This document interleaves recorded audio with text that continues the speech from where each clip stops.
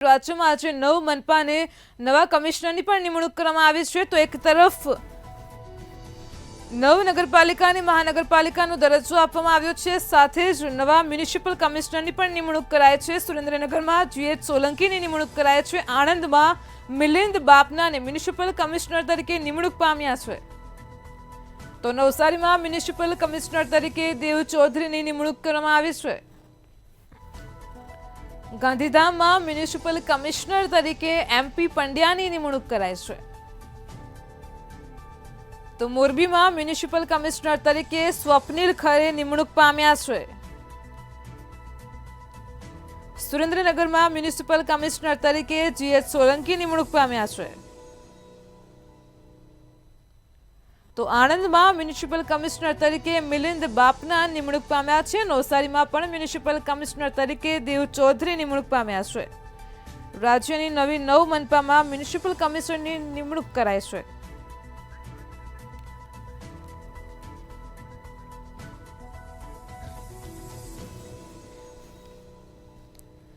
તો નવી મનપા આજથી જ અસ્તિત્વમાં આવશે। નડિયાદમાં મ્યુનિસિપલ કમિશનર તરીકે મિરાંત પરીખની નિમણૂક કરવામાં આવી છે। પોરબંદરમાં મ્યુનિસિપલ કમિશનર તરીકે HJ પ્રજાપતિનું નામ સામે આવ્યું છે।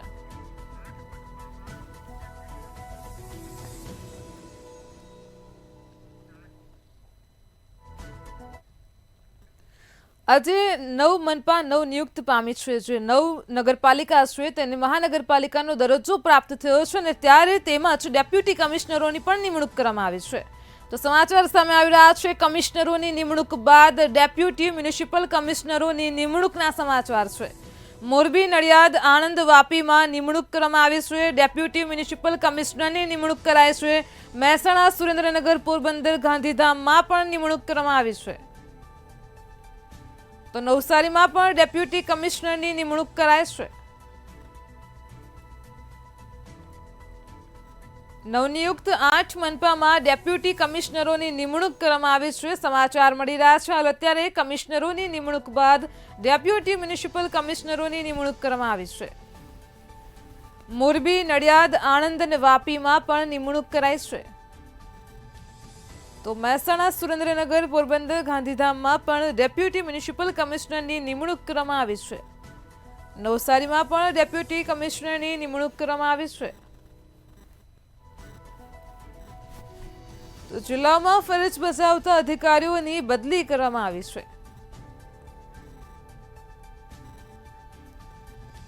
આજ મુદ્દે આપણી સાથે સંવાદદાતા ઉજ્જવલ વ્યાસ ફોન લાઈન પર જોડાઈ ગયા છે। જી ઉજ્જવલ, સમાચાર મળી રહ્યા છે હાલ અત્યારે કમિશનરોની નિમણૂક બાદ ડેપ્યુટી મ્યુનિસિપલ કમિશનરોની પણ નિમણૂક કરવામાં આવી છે, શું કહેશો? જે બિલકુલ ગુજરાત સરકારે જે 8 મહાનગરપાલિકાઓની જાહેરાત કરી હતી, રાજ્ય સરકારે 9 મહાનગરપાલિકાને કાર્યવિત કરવા માટેની જે સૂચના આપી હતી, જાહેરાત કરી હતી, તેના અનુસંધાનમાં અત્યારે હાલ 8 મહાનગરપાલિકાની અંદર કમિશનર તેમજ ડેપ્યુટી કમિશનરોની તાત્કાલિક નિમણૂકો કરવામાં આવી છે। આ કમિશનરોની જે નિમણૂક કરી છે તેમાં બદલી અને બઢતી સાથેના આદેશ પણ કરી દેવામાં છે। ગણતરીના મિનિટો પહેલા ડેપ્યુટી મ્યુનિસિપલ કમિશનરોની પણ નિમણૂક કરી છે, જેના કારણે ગુજરાતની અંદર જે 17 મહાનગરપાલિકાઓ બની છે તે પૈકી 8 નવી મહાનગરપાલિકાઓ ટૂંક સમયમાં ધમધમતી થઈ જશે, જેની અંદર કમિશનરો અને ડેપ્યુટી કમિશનરોને તાત્કાલિક અસરથી ચાર્જ લેવાના પણ આદેશ કરવામાં આવ્યા છે। જી ઉજ્જવલ, સમગ્ર માહિતી બદલ આપનો આભાર। તો મોરબી, નડિયાદ, આણંદ, વાપીમાં પણ ડેપ્યુટી મ્યુનિસિપલ કમિશનરની નિમણૂક કરાઈ છે। મહેસાણા, સુરેન્દ્રનગર, પોરબંદર અને ગાંધીધામમાં પણ નિમણૂક કરવામાં આવી છે। નવસારીમાં પણ ડેપ્યુટી કમિશનરની નિમણૂક કરાઈ છે।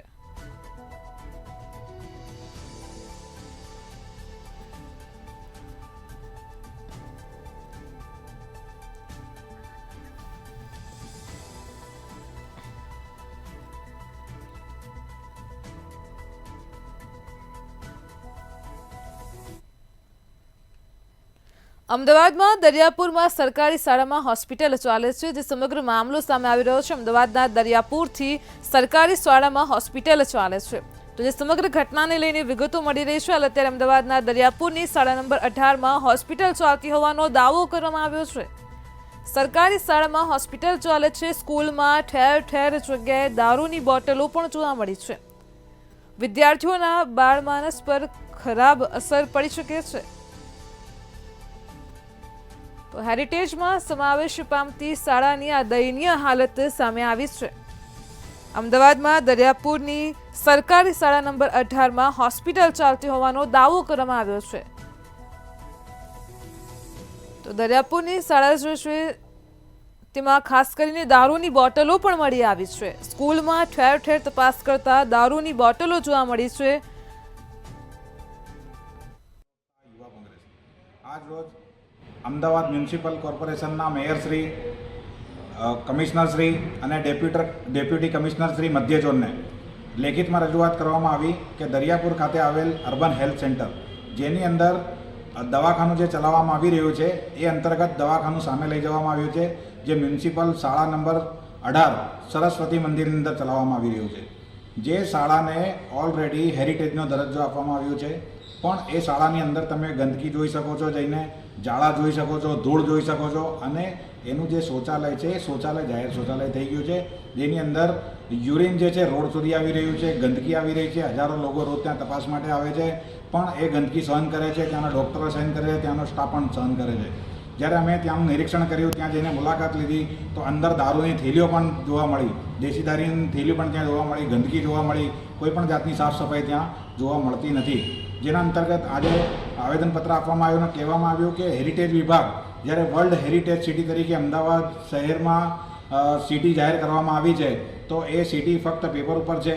હેરિટેજ જે પણ હેરિટેજ આપવામાં આવ્યું છે, જે પણ શાળાને હેરિટેજ આપવામાં આવ્યું છે, તેની પરિસ્થિતિ આટલી ખરાબ છે, પણ કોઈ પણ જાતનું કોર્પોરેશનનું પેટનું પાણી હલતું નથી. અમરેલીથી લેટરકાંડનો મુદ્દો જે સામે આવ્યો છે તેને લઈને હવે રાજકારણ પણ ગરમાયું છે. તો અમરેલીમાં લેટરકાંડનો મુદ્દો હાલ અત્યારે ચર્ચામાં છે. આ સમગ્ર મામલે એસપીજી અધ્યક્ષ લાલજી પટેલે નિવેદન આપ્યું છે. અમરેલીમાં નિર્દોષ પાટીદાર દીકરી પર ગુનો દાખલ કરાયો છે. તો અમરેલીથી લેટરકાંડ મામલો સામે આવ્યો. બંધારણ વિરુદ્ધ રાત્રે 12 વાગે ધરપકડ કરાઈ છે. અમરેલીમાં પણ સરઘસ કાઢવામાં આવ્યું હતું. રાત્રે 12 વાગે ધરપકડ કરવામાં આવી હતી. અમરેલીની અંદર એક નિર્દોષ પાટીદાર દીકરી ઉપર ખોટી રીતે ગુનો દાખલ કરી, બંધારણના કોઈ જોગવાઈ નથી તો રાતે 12 વાગે ધરપકડ કરી અને આખા અમરેલીની અંદર સરઘસ કાઢવામાં આવ્યું છે. તો સમગ્ર પાટીદાર સમાજની આ દીકરી ઉપર આજે આ રીતે ખોટી રીતે ગુનો દાખલ કરી, જે રીતે ગુનો દાખલ કરવામાં આવ્યો છે, તો માનનીય ગૃહમંત્રી અને માનનીય મક્કમ અને મુર્દુ મુખ્યમંત્રીશ્રીને કહેવા માંગુ છું કે તમે ન્યાયી તપાસ કરો કે એવા કયા અધિકારીઓ છે અને કોના હુકમથી આ રીતે રાતે 12 વાગે ધરપકડ કરવામાં આવી છે અને આખા અમરેલીની અંદર સરઘસ કરવામાં આવ્યું છે.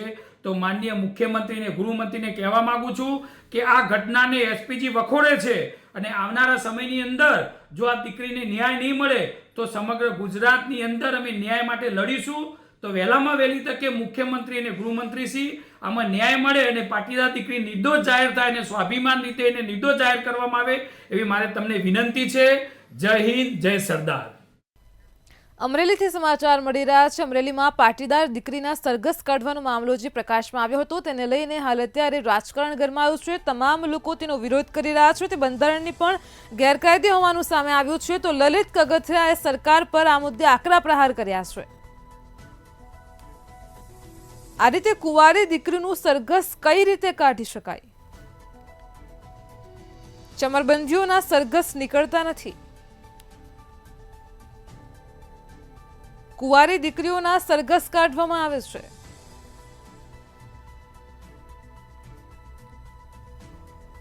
અમરેલીમાં દીકરીનું સરઘસ કાઢવાનો મામલો જે સામે આવ્યો હતો તેને લઈને લલિત કગથરાએ સરકાર પર આકરા પ્રહાર કર્યા છે. જે રીતે આ ભારતીય જનતા પાર્ટીની સરકાર બેટી બચાવો બેટી પઢાઓની વાત કરે છે અને એક બાજુ કુંવારી દીકરી જેનો કોઈ વાત ગુનો નહીં, ખાલી માત્ર એના બોસના કહેવાથી ટાઈપ રાઇટિંગમાં લેટર ટાઈપ કરવાથી રાતના 12 વાગે દીકરીને ઉપાડે અને અમરેલીમાંનું સરઘસ કાઢ્યા. સાહેબ, શરમ આવવી જોઈએ આ સરકારને કે શું એ બુટલેગર હતી, શું એ દીકરી કઈ હિસ્ટ્રી સીટર હતી? એટલે તમે જે તમારા પીઆઈની પોલીસની ગાડી સહિત ઉલારી નાખે એને પકડી નથી શકતા. તમે આજે આવડા દારૂ પકડાય છે, આટલી વ્યાજખોરી છે, આટલી લુખાગીરી છે, તમારી ભાજપની કોર્પોરેટરને સુસાઇડ કરવો પડે છે, તમારી દીકરી હોદ્દેદારને સુસાઇડ કરવો પડે છે, એની તમે ધરપકડ કરી નથી શકતા, એનું સંઘર્ષ કાઢી નથી શકતા. અને એક બિચારી કુંવારી દીકરી જેનો ગુનો માત્ર એના બોસના કહેવાથી લેટર ટાઈપ કર્યો હોય, એ દીકરીની તમે ધરપકડ કરો અને સરઘસ કાઢો. સાહેબ, શરમ આવવી જોઈએ. આ ઓલો નમાલિયો હોય, માખી ઉડાડવાની તેવડનો હોય ને, એવો ધણી હોય ને, એ બાયડી ઉપર સૂરો હોય. મહેસાણામાં લાગણજ પોલીસ વિસ્તારમાં બનેલ મામલો સામે આવ્યો છે. તો હાલ અત્યારે સમાચાર મળી રહ્યા છે મહેસાણાથી લાગણજ પોલીસ સ્ટેશન વિસ્તારમાં જે બનાવ બન્યો હતો તેને લઈને મામલો સામે આવ્યો છે. મહેસાણા અમદાવાદ હાઈવે પર શંકાસ્પદ મૃતદેહ મળ્યો હતો. ઓનેસ્ટ હોટલ નજીક મહિલાનો શંકાસ્પદ મૃતદેહ મળ્યો હતો. લાગણજ પોલીસ સ્ટેશન વિસ્તારનો બનાવ છે. મહિલા સાથે અજુગતું જ કંઈક બન્યાની આશંકા સેવાઈ રહી છે. અજાણી મહિલાના મૃતદેહ મામલે પોલીસે તપાસ હાથ ધરી છે. મહેસાણામાં લાગણજ પોલીસ સ્ટેશન વિસ્તારનો મામલો સામે આવ્યો છે. મહેસાણા અમદાવાદ હાઈવે ઉપર શંકાસ્પદ હાલતમાં એક મૃતદેહ મળી આવ્યો છે. ઓનેસ્ટ હોટલ નજીક મહિલાનો શંકાસ્પદ મૃતદેહ મળ્યો છે.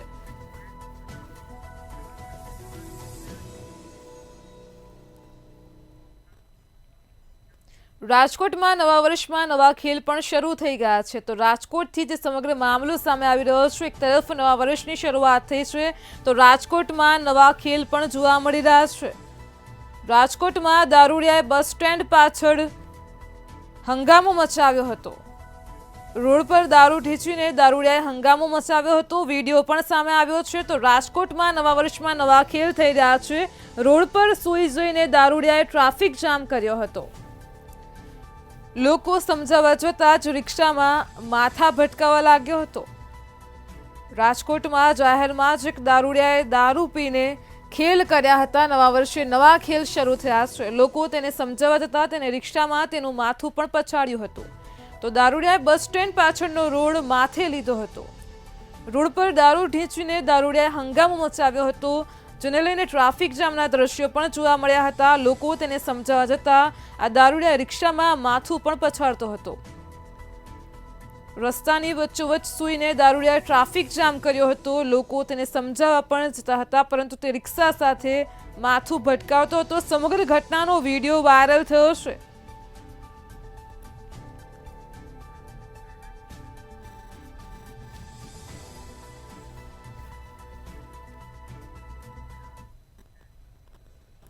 વડોદરામાં નવા વર્ષના પહેલા દિવસે જ મોટી કાર્યવાહી હાથ ધરવામાં આવી છે. વડોદરા પોલીસ દ્વારા કાર્યવાહી કરવામાં આવી છે. જે સમગ્ર મામલો સામે આવી રહ્યો છે, વડોદરામાં નવા વર્ષના પહેલા દિવસે જ પોલીસે મોટી કાર્યવાહી હાથ ધરી. આરોપીઓને સાથે રાખીને પોલીસ દ્વારા સર્ચ કરવામાં આવ્યું હતું. તો વડોદરાથી સમાચાર મળી રહ્યા છે. આરોપીઓના નિવાસસ્થાને પોલીસ દ્વારા સર્ચ કરવામાં આવ્યું હતું. નવા વર્ષના પહેલા દિવસે પોલીસે કડક કાર્યવાહી હાથ ધરી 9 આરોપીઓ વિરુદ્ધ ગુજસીટોક હેઠળ કાર્યવાહી કરી હતી. આરોપીઓના નિવાસસ્થાને ચેકિંગ કર્યું હતું. આરોપીઓ ઓર્ગેનાઇઝ્ડ ક્રાઇમ ચલાવતા હતા. વડોદરામાં નવા વર્ષના પહેલા દિવસે જ પોલીસે મોટી કાર્યવાહી હાથ ધરી. આરોપીઓના નિવાસસ્થાને સર્ચ હાથ ધર્યું હતું.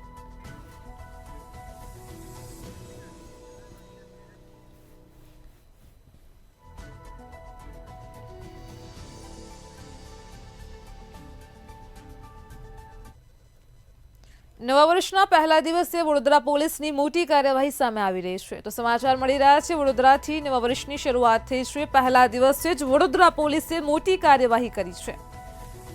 વડોદરામાં પોલીસે 9 આરોપીઓ વિરુદ્ધ ગુજસીટોક હેઠળ કાર્યવાહી કરી છે.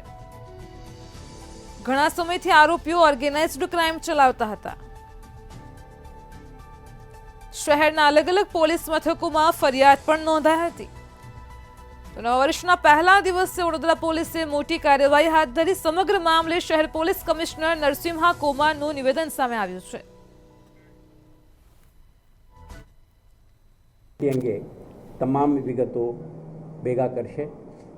ઇન્વેસ્ટિગેશનના ભાગરૂપે આરોપીઓના કેટલાક સ્થળોએ આપણે સર્ચ અને સીઝર ઓપરેશન પણ થશે અને એમના સાથે જોડાયેલ અન્ય કોઈ પણ પ્રકારના આરોપીઓ હોય એમને પણ આઈડેન્ટિટી નક્કી કરીને એમના વિરુદ્ધમાં પણ ક્રિમિનલ એક્શન લેવા માટે આપણે પ્રયાસ થશે. તો આ રીતે જે આરોપીઓ છે એમના ગંભીર ગુનાહિત ઇતિહાસ, વારંવાર એમના પ્રિવેન્ટિવ એક્શનના ભાગરૂપે તડીપાર કે prevention of anti social activities act 1985 હેઠળ પ્રિવેન્ટિવ ડિટેન્શન સુધીના કાર્યવાહી કરવા છતાં આ લોકો સક્રિય રહ્યા હતા. અત્યારે આવા ટોળકીના ક્રિમિનલ એક્ટિવિટીઝને અંકુશમાં લાવવા માટે આપણે આવા એક સુરતથી સમાચાર મળી રહ્યા છે. અમરેલીના સરઘસ કાંડને લઈને સુરતમાં પણ તેના ઘેરા પ્રત્યાઘાત પડ્યા છે. તો હાલ અત્યારે સુરતથી વિગતો મળી રહી છે. અમરેલી સરઘસ કાંડનો જે સમગ્ર મામલો સામે આવ્યો છે. રાત્રે 12 વાગે પાટીદાર દીકરીનું સરઘસ કાઢવામાં આવ્યું હતું. અમરેલીના જાગૃત નાગરિકો દ્વારા કલેક્ટરને આવેદન પાઠવવામાં આવ્યું છે. નેતાઓના ઇશારે પોલીસ સરઘસ કાઢતી હોવાના નાગરિકોએ આક્ષેપ કર્યા છે. ફરિયાદને યોગ્ય પગલાંની માંગ સાથે આવેદનપત્ર આપવામાં આવ્યું છે.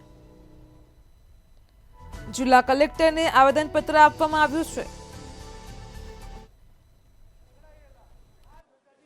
અમરેલીના સરઘસ કાંડ મામલે સુરતમાં બારોબાર જોવા મળી રહ્યો છે. વ્યવહારિક છે કે મૂળ અમરેલીના કેટલાક નાગરિકો સુરત ખાતે પણ રહેતા હોય છે. ત્યારે સુરત જ નહીં પરંતુ કેટલીક જગ્યાઓની પર અહીંયા રોજ જોવા મળે છે. ત્યારે કેટલાક નાગરિકો પણ અહીંયા આપણી સાથે જ આપણે એ લોકોથી વાત કરીને જાણીએ એમનું શું કહેવું છે. બેન, તમે પણ પોતે એક મહિલા છો, એક દીકરીનો જે રીતે વરઘોડો કાઢવામાં છે, જે સરઘસ કાઢવામાં આવ્યો છે, શું કહેવું છે એ વિશે, શું કરવા આવ્યા છો? એક દીકરી માટે હું એક એ વસ્તુ કહીશ કે જે દીકરીનો કશો વાંક જ નથી.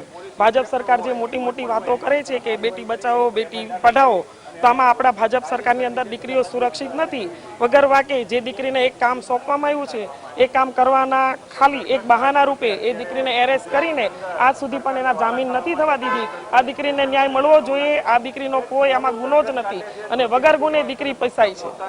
વગર ગુને દીકરી ફસાઈ છે, પરંતુ એક દીકરીનો વરઘોડો કરવો પોલીસને કેટલું શોભતું હોય છે? આ અમાનવીય અને માનવ અધિકાર ભંગ છે. આની માટે ખાસ જે અત્યારે ગુજરાતમાં હમણાં થોડાક સમયથી ગેરકાયદેસર રીતે સામાન્ય આરોપીઓને પણ આ રીતના વરઘોડો કાઢીને નવી પ્રથા, જે પોતાની વાહવાહી લૂંટવા માટે જે ગૃહમંત્રી અને કહેવાતા પોલીસ અધિકારીઓ વાહવાહી પોતાની લૂંટવા માટે જે આયોજન કરે છે, તદ્દન ગુજરાતની અસ્મિતાની વિરોધમાં છે અને માનવ અધિકારની વિરોધમાં છે. અને આ દીકરીને ટૂંક જ સમયમાં અમારી માંગણી છે કે જે તે અધિકારીઓને સસ્પેન્ડ કરવામાં આવે. જો નહીં કરવામાં આવે તો આગળ હજી અમે પણ આની કરતાં ઉગ્ર આંદોલન કરવાના છીએ. અમે શાંત બેહવાના નથી. શું કહેવું છે અસલમભાઈ, જે રીતના આ કૃત્ય સામે આવી રહ્યું છે, જે રીતના સરઘસ કાઢવામાં આવ્યું છે? આપણા દેશનો ઇતિહાસ રહ્યો છે. રામાયણ હોય કે મહાભારત હોય, રામાયણમાં સીતાજીનું અપમાન થયું, મહાભારતમાં દ્રૌપદીજીનું અપમાન થયું, તો શું ભોગતાન આવ્યું એ આપણે જાણીએ છીએ. એમ જે અમરેલીની ઘટના છે, જે દીકરી છે એ કોઈ ચોક્કસ સમાજની નહીં પણ સમગ્ર ગુજરાતની દીકરી છે. એ કોઈ રીઢી ગુનેગાર, બુટલેગર કે ડાકુરાણી નથી ને એની સાથે આવી રીતે દુર્વ્યવહાર પોલીસ દ્વારા કરવામાં આવ્યો એ યોગ્ય નથી, વખોડવા પાત્ર છે.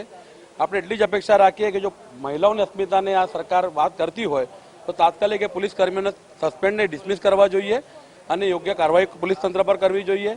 એ બેનની સામે જે કાર્યવાહી થઈ છે એ પણ ખોટી રીતે થઈ છે. આવો જ બનાવ જ્યારે સુરત જિલ્લામાં બન્યો હતો ભાજપના આંતરિક જૂથ બાદમાં, તેમાં જેને પત્રિકા છાપી તેને સાક્ષી બનાવવામાં આવ્યા હતા અને ત્યાં અમરેલીમાં એ જ બેનને જો આરોપી બનાવવામાં આવ્યા છે એ પણ યોગ્ય નથી.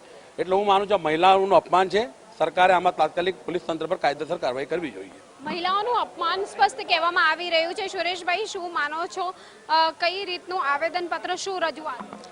રજૂઆત એક જ છે કે અમે કલેક્ટર થકી ગુજરાત સરકાર સુધી અમારી અવાજ પહોંચાડવા માંગીએ છીએ કે જે અમરેલીની અંદર એક દીકરીનું જે પ્રમાણે સરઘસ કાઢવામાં આવ્યું છે અને એને જે અપમાનિત કરવામાં આવી છે એને ન્યાય આપવામાં આવે. ન્યાયની માંગણી સાથે આજરોજ અમે કલેક્ટરશ્રીને આવેદનપત્ર આપવા આવ્યા છીએ કે જે પ્રમાણે દીકરીને અડધી રાતે ઘરેથી ધરપકડ કરવામાં આવી છે, ઉઠાવવામાં આવી છે, એ રીતે જેનું મહિલાનું સન્માન પણ જાળવવામાં નથી આવ્યું અને જે પ્રમાણે અપમાનિત કરવામાં આવી છે તો એને અપમાનિત કરનારા જે પણ લોકો છે કાયદાની વિરુદ્ધ જેણે કાર્યવાહી કરી તેની તટસ્થ તપાસ કરવામાં આવે અને એની ઉપર કાયદેસરની કાર્યવાહી કરવામાં આવે. આપ શું કહેશો? મૂળ અમરેલીના છો, અમરેલીની અંદર આ રીતે આ ઘટના બની છે, કેટલા પ્રત્યાઘાત પડ્યા હશે?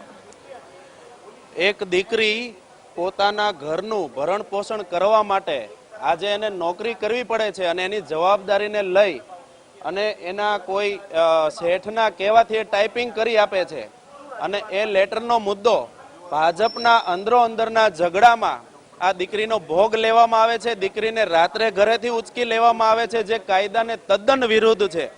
ત્યારબાદ આ દીકરીને બીજા દિવસે સરઘસ કાઢવામાં આવે છે અને જામીન પણ ના મંજૂર કરવામાં આવે છે.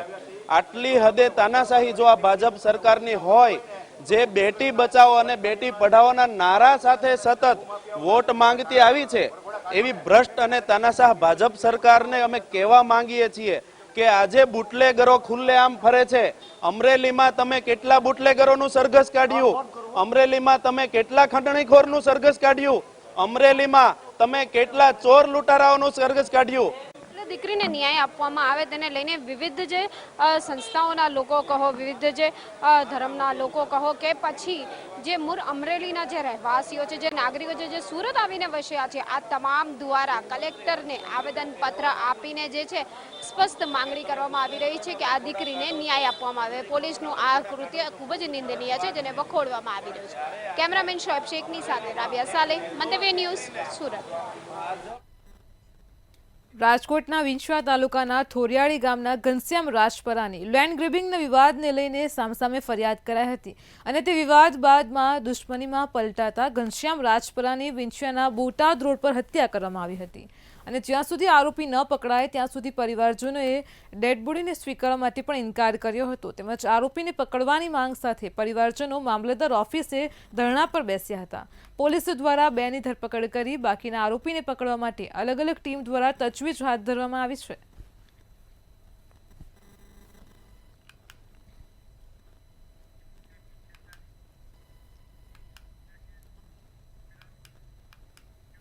જૂનાગઢ વિસાવદર વિધાનસભા બેઠક પર પૂર્વ 2 ધારાસભ્યોના શાબ્દિક પ્રહારો શાંત લેવાનું નામ નથી લેતા. ભૂપત ભાણીના આક્ષેપો સામે હર્ષદ રીબડિયાએ મૌન તોડ્યું છે.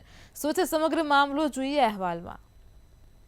જૂનાગઢની વિસાવદર વિધાનસભા બેઠક પ્રતિનિધિ વગરની બની છે, કારણ કે પૂર્વ ધારાસભ્ય ભૂપત ભાણી આમ આદમી પાર્ટીમાંથી જીત્યા બાદ પક્ષપલટો કરી ભાજપમાં આવી ગયા હતા. તે સમયે હર્ષદ રીપડિયાએ ભૂપત ભાણી સામે કોર્ટમાં પિટિશન કરી હતી, જે બાદ આ પિટિશનનો ઉકેલ ન. જામનગરમાં બાઇકના શોરૂમમાં થયેલ ચોરીનો ભેદ ઉકેલાયો છે. આંતરરાજ્ય ગેંગના 2 આરોપી મુંબઈમાંથી ઝડપી પાડ્યા છે. ત્યારે શું છે સમગ્ર મામલો, જોઈએ અહેવાલમાં. જામનગર બાઇકના શોરૂમમાં ચોરીના બનાવને અંજામ આપનાર આરોપીઓ યતીન સિંધરોજાને મુંબઈથી તથા સુનિલ શિવ પરિહાર બંને આરોપીઓને ઝડપી લીધા, જેમને જામનગર લાવવામાં આવ્યા છે. પોલીસ દ્વારા બંનેની પૂછપરછમાં જામનગરની ચોરીઓ ઉપરાંત મુંબઈમાં પણ વધુ 2 શોરૂમમાં ચોરી કર્યા હોવાનું સામે આવ્યું છે. સાથે અન્ય ટોળકીના આરોપીઓની પણ ધરપકડ કરી જામનગર ખાતે લવાઈ રહ્યા છે. ઝડપાયેલા મુખ્ય આરોપી સામે મુંબઈ પંથકમાં 16 જેટલા ગુના નોંધાઈ ચૂક્યા છે. આ જે ગેંગ હતી આ સ્પેશિયલી જામનગર ચોરી કરવા માટે આ ગેંગ આવી હતી અને આ જે આપણે અવધ ઓટોમોબાઈલ હતો આમે લગભગ 2 લાખની આસપાસની એ લોકો ચોરી કરી હતી. આમાં જે મુખ્ય જે આરોપી હતો આનું નામ યતીન પ્રવીણભાઈ સિંધરોજા, એ અત્યારે અંધેરી વેસ્ટ મુંબઈમાં રહે છે અને બીજો જે આરોપી છે આનું નામ સુનિલ શિવ પડિયાર, એ પણ નેપાલી છે અને એ પણ અત્યારે મહારાષ્ટ્રમાં રહે છે. પોલીસ દ્વારા આખી જે જાંચ કરીને અને આને મુંબઈથી બંને આરોપીને પહેલે પકડવામાં. બ્યુરો રિપોર્ટ, મંતવ્ય ન્યૂઝ. સુરત એસએમસીની કાર્યવાહીમાં 5 પોલીસકર્મીને સસ્પેન્ડ કરવામાં આવ્યા છે. કોસંબા પોલીસ મથકના પીઆઈ, પીએસઆઈ અને 3 કોન્સ્ટેબલને સસ્પેન્ડ કરાયા છે. એસએમસીની કાર્યવાહી બાદ રેન્જ આઈજીએ આદેશ આપ્યા હતા. એક સાથે 5 પોલીસ કર્મચારીઓને સસ્પેન્ડ કરાતા પોલીસ બેડામાં પણ ખળભળાટ મચ્યો છે. 2 દિવસ અગાઉ માંગરોળના વાલેશ્વર ગામે એસએમસીએ રેડ કરી હતી. દારૂ બનાવવાના મચ્યુઅલ સેટનો મુદ્દામાલ પણ કબજે કર્યો હતો, જેમાં ફરજમાં બેદરકારી બદલ રેન્જ આઈજીએ સસ્પેન્શનનો હુકમ આપ્યો હતો.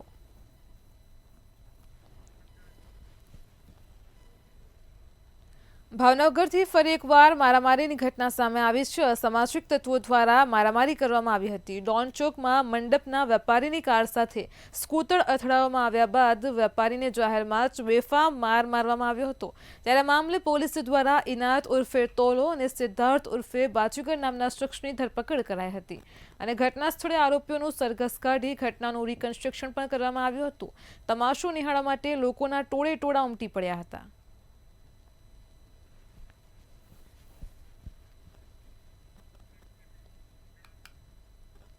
વડોદરામાં સરકારી વ્યાજબી ભાવની દુકાનમાં જિલ્લા પુરવઠા વિભાગે દરોડા પાડ્યા હતા. અકોટા સ્થિત અંબિકા સ્ટોર નામની સરકારી વ્યાજબી ભાવની દુકાનમાં પુરવઠા વિભાગે દરોડા પાડતા કાર્યવાહી પણ હાથ ધરી હતી. વડોદરા શહેરની 5 જેટલી સસ્તા અનાજની દુકાનોમાં એનાલિસિસ કરવામાં આવ્યું હતું, જેમાં દુકાનોમાં એક વ્યક્તિના નામના બે રેશન કાર્ડ કાઢવામાં આવ્યા હોવાનું સામે આવ્યું હતું.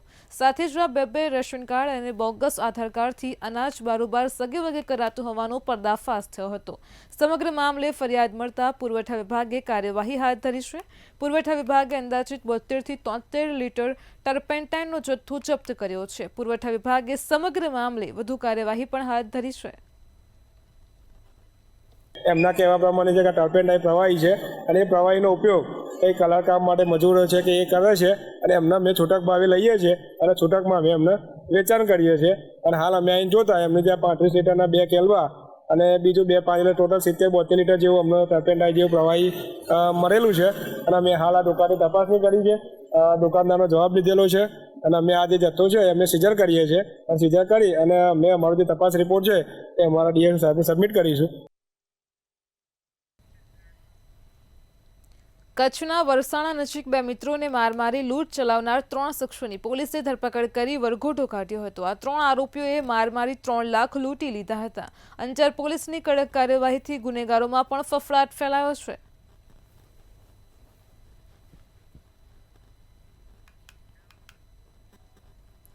જામનગર શહેરમાં નવા વર્ષનો શુભારંભ ખૂબ જ સારી રીતે થયો છે અને ત્યારે આ નવા વર્ષે જામનગરને અનેક ભેટ એટલે કે શહેરની પ્રગતિ રૂપે અનેક ભેટ આપવામાં આવી છે.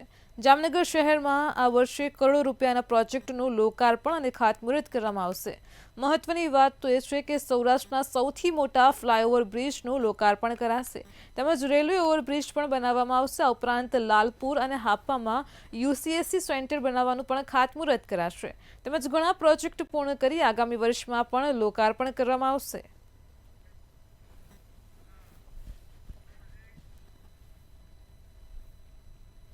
મેટ્રો 10 માં હાલ આટલું જ. પડે પરની અપડેટ મેળવતા રહો માત્ર મંતવ્ય ન્યૂઝ પર. નમસ્કાર.